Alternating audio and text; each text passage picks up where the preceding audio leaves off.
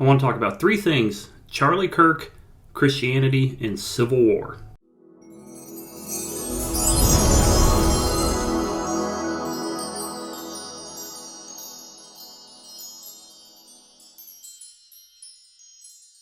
Welcome back to the channel, ladies and gentlemen. My name is Ben, and I want to talk about three things today, like I said in the opening. And I'm back, kind of.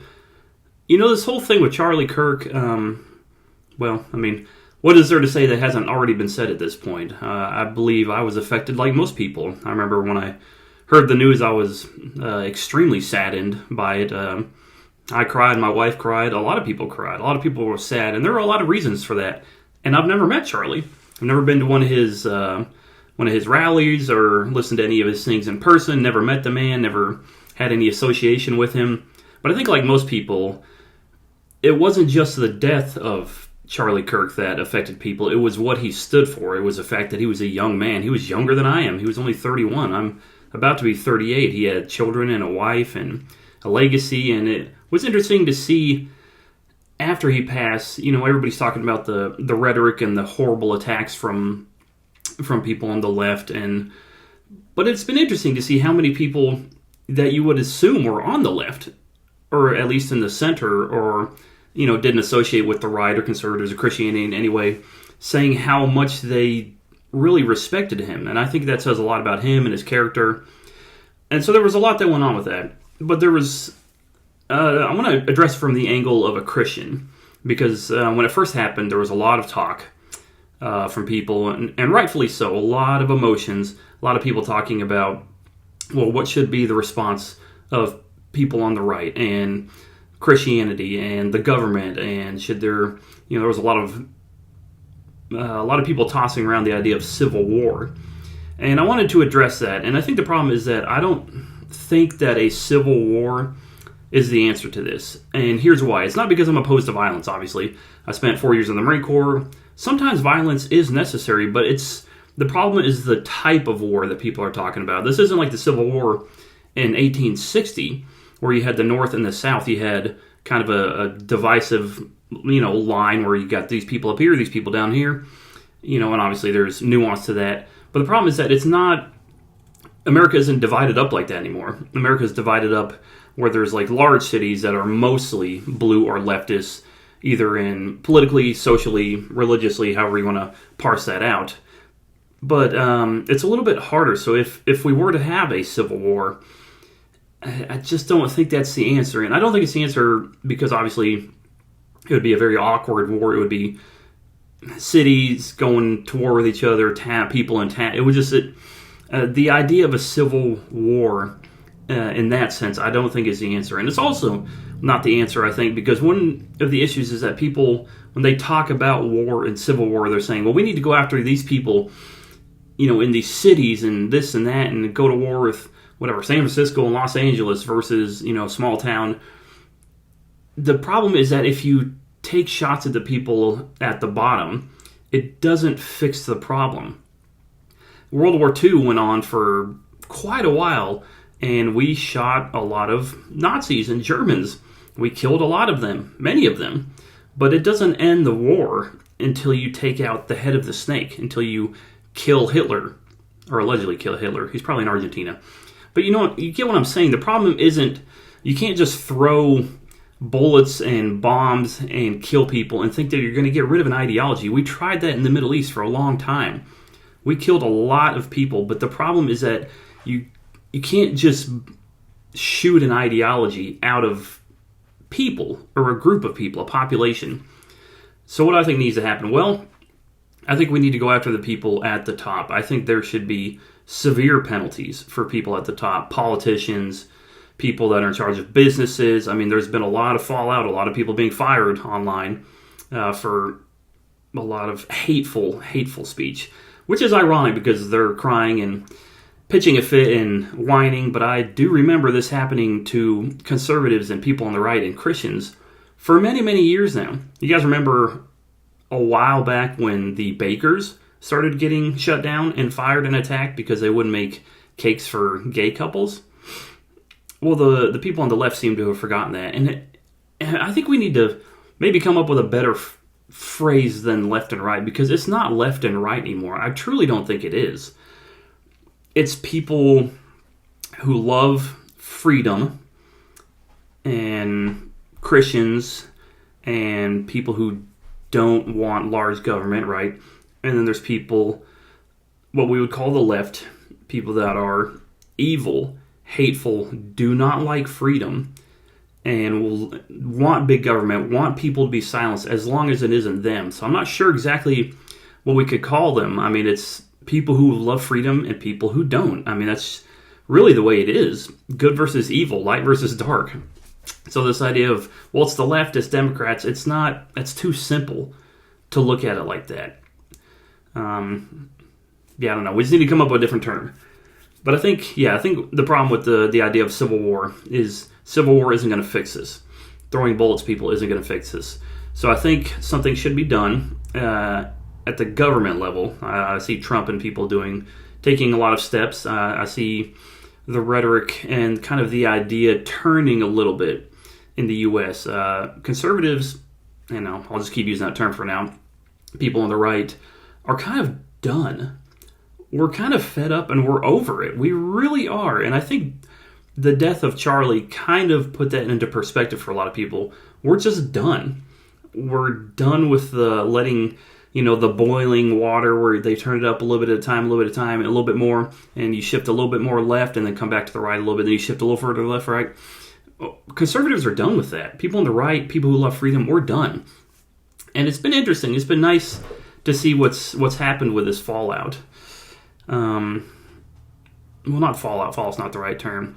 It's been interesting seeing what's happened after Charlie's passing. It's only been about a week now, and it seems like a lot has changed. A lot has changed, and a lot of people have paid attention to him. I mean, I'm looking right now online. I'll show you some screenshots probably here in a little bit, but let's see. As of right now, the memorial for Charlie Kirk that happened in Arizona streamed 14 hours ago from the time of this filming, and it has 7.3 million views. And in person, I'm looking at Fox News right now, Charlie Kirk honored by 90,000 people in one of the largest memorials for a private citizen. 70,000 people filled the stadium, with 20,000 more in an overflow venue. And I've heard numbers of 100,000, 110,000. It's hard to tell at this point. But a lot of people are looking to him and what he did as an example. And I think that's a good thing.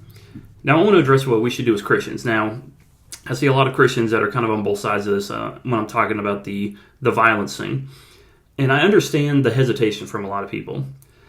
But I think that some Christians need to spend more time in the Old Testament, perhaps.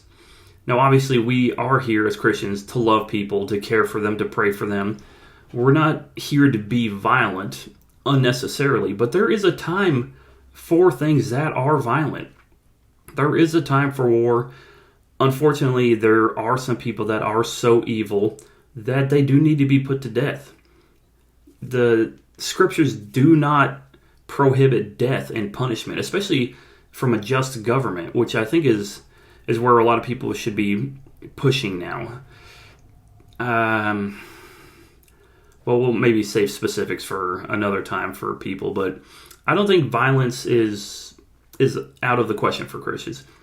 But I also think we should look at another area. I was at church last week, and we were talking about this, and it was pretty close after Charlie passed. And people were talking, and they were saying, this typical right-left propaganda, the news, all this, and the secular talk. And it's a new church that we've joined. And so I kind of was waiting. It was my first time, and I said, I keep hearing people talk about right, left, and this and that, materialistic things. And I said, well, why aren't we talking about evil? I mean, why aren't we talking about demons and Satan and oppression and possession and his agenda and what's going on in the supernatural, spiritual world? I said, why aren't we talking about that? We're sitting here in church, and everybody's bringing up all these talking points, and it sounds like a Fox News dialogue or something that you would see online. I said, why aren't we talking about evil?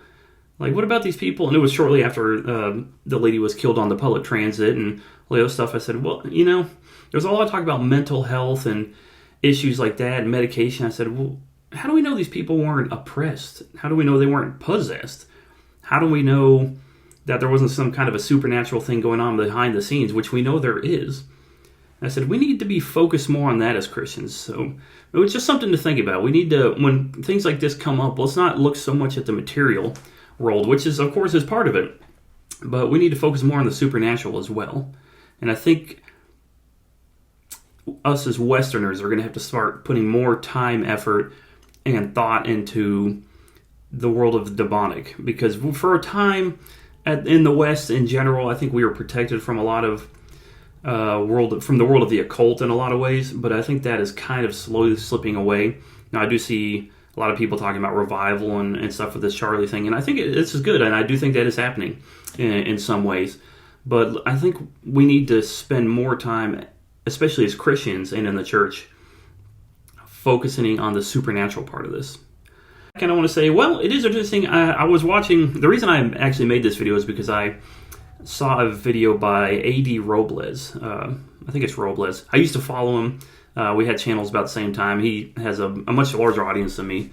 Actually, let me pull him up real quick. So A.D., he's sitting at 19.3 thousand subscribers, and I think he kind of had the same idea that I had. After Charlie was killed, he said that he was slowing down making videos. He said he just wasn't as interested anymore, which is kind of where I was, because not that I wasn't interested at all in what was going on in the world of Christianity and that, but it's just, it takes up a lot of time sometimes.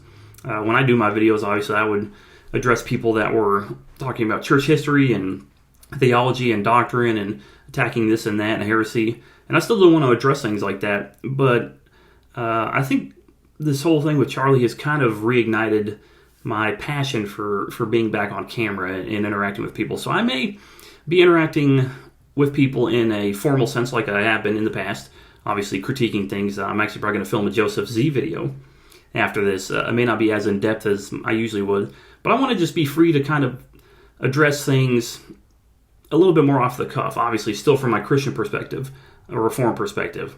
But we may just be doing that in the future, trying to shine a little light in the darkness when possible. So that's my plans for the future here. I hope you guys liked this video. If you did, subscribe to the channel, like the video. Let me know in the comments.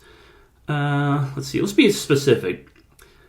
What do you think about the demonic agenda when it comes to this? I know there's a lot of talk about all the stuff that's going on in the natural world, the FBI and assassins and plots and this and that.